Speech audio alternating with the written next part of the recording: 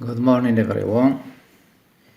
We continue our lessons with a lesson of vocabulary on page 118. Today's lesson of vocabulary work is about metaphors and similes. What do we mean by metaphors and similes? This is what we are going to see in this definition. Metaphors and similes are figures of speech. What do we mean by figures of speech? We mean styles of speech or ways of speaking. So figures of speech are styles of speaking or ways of speaking. These figures of speech are used for comparison. This means to compare. We use similes and metaphors to compare two things. That's to say, to show the similarity between two things. So where is the difference between a simile and a metaphor? The difference is in using words of comparison. For example, the word like or the word as. When we compare two things, we say A is like B. So we use the word like. It's a word of comparison. Or the word as. We say, for example, John is as brave as a lion. So we use as. In similes, we use the words of comparison, like or as, but in metaphors we don't. This is the difference. Similes use words of comparison, like or as. Metaphors don't use these words. Examples. Life is like a box of chocolates. In this example, we are comparing life to a box of chocolates by using the word like. So this example or this sentence is a simile. Next example, she is as innocent as an angel. It means she is innocent like an angel. Here we don't use like, we use as innocent as. So we use the form as plus adjective plus as innocent as innocent as means innocent like she is. As innocent as an angel means she is innocent like an angel. In this example we use the word as, so it is a simile. This example is another simile. But in this third example, time is money. Time is money.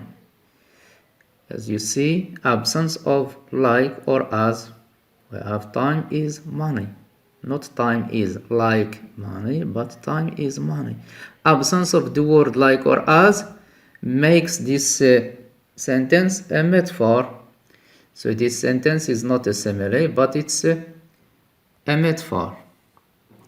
This is the difference between simile and metaphor. Using or not using the words of comparison, like or as. Now let's talk about people who use these figures of speech. What people use these figures of speech and why? What people use these figures of speech and why? The answer is, these figures of speech, I mean similes and metaphors, are used most by people of literature. What do you mean by people of literature? we mean novelists and poets, or poets and novelists, people who write poems and people who write novels.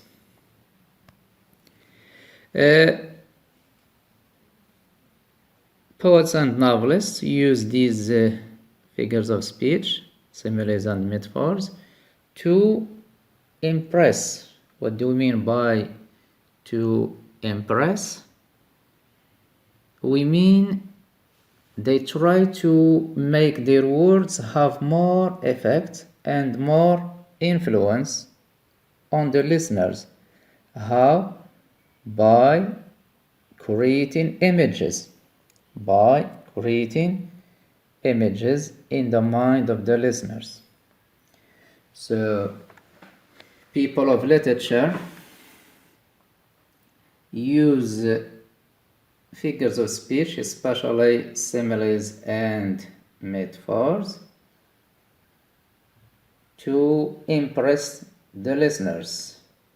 That is to say, they try to make their words have more effect and influence by creating images in the mind of the listeners. So these are the people who use these types of figures of speech, and that's the purpose, to impress, to influence, to have more effect on them. I think, or I hope, the lesson is clear enough for you. Now you know what is a simile and what is a metaphor. You know the difference between them. You know how to distinguish between a simile and a metaphor. I think that you have realized by now that it's not a new lesson. You have done it before in other subjects, in Arabic and French. This is not something typical to English language. We find it in all human languages. Similes and metaphors, we use them every day when we speak in our mother tongue and other languages. Good, so this is today's lesson. Now we move to some practice. I want you to check your understanding of this lesson by doing exercise B on page 118, as you see in the video, page 118 in your books. This is exercise B on page 118. The question says,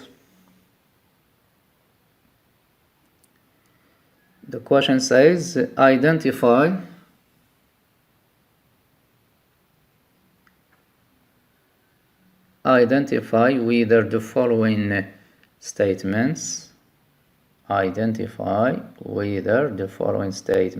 are similes or metaphors. Write S for similes and M for metaphors. For example, number one says, Juliet is the sun. This is a quotation from Shakespeare's play, Romeo and Juliet. Is this statement, or is this sentence, metaphor or simile? Number two says Mary was showered with gifts for her birthday. Is it simile or metaphor? It's up to you to tell us. Number three says Mr. Smith's wealth is the fruit of hard work and long experience. Number four says my love is like a red rose. This is another quotation from a poem by Robert Burns, a British poet. Number five says, and I've been working like a dog.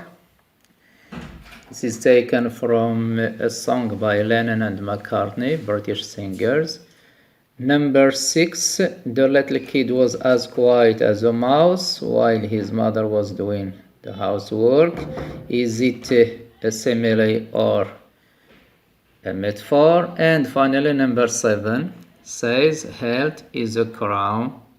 Health is a crown on man's head, which no one can see but the sick man. This is a proverb that we also have in Arabic.